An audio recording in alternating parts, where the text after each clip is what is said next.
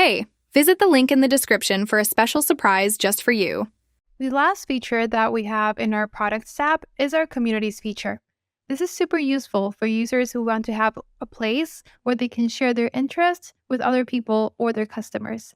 To create a community, you would just click on Create and fill out the form. Just give it a name, choose its domain. Here you can customize the URL path for your community. And then at the bottom, we have Automatic Post Approval. When this is enabled, the members of your community will be able to publish posts without approval from the community's administrator. If it's disabled, then in order for a member to publish a post, it must first be approved by the administrator. Once you decide on that, just click on Save, and your community will be created.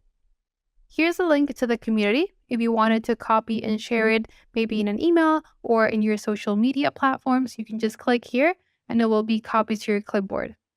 Now let's see how things look inside our communities.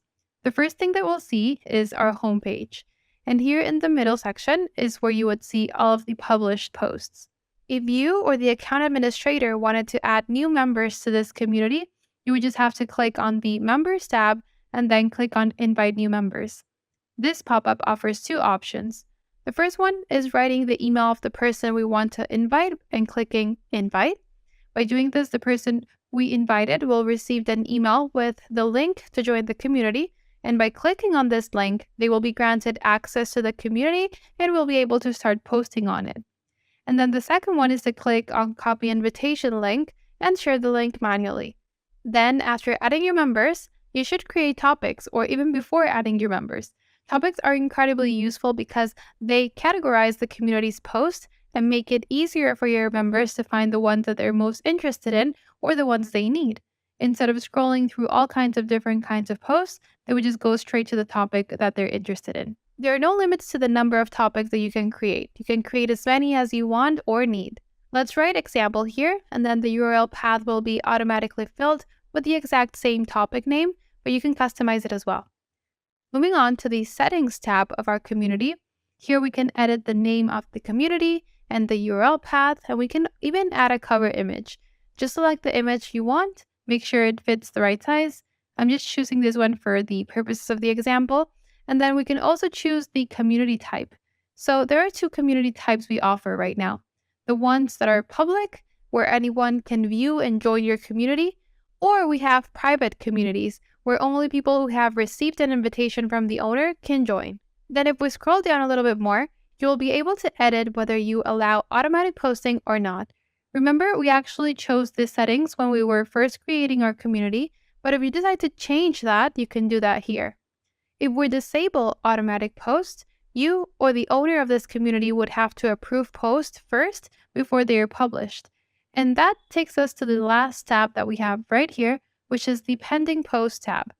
Whenever a member posts something and the automatic posting is disabled, you will be able to see the post here and then decide to approve it or decline its publishing. Now, in order to publish something, you or your members will click here on Add Post and then fill out the information for your post. You can add a cover image and then a title for your post. Again, the URL path is filled automatically. Then they can choose the topic of their post and finally write their content. Here for the content, you can use emojis and also upload images. Then just click on Add Post, and depending on the publishing settings, it will be published automatically or it will be pending approval. Now let's look at the post. Here you'll be able to see who created the post and of course its content. And if you look closely to the right of the post, there's a 3-dot menu, and here you're going to see two options as creator of this post. You can either delete it or update it if you want to make any changes to it.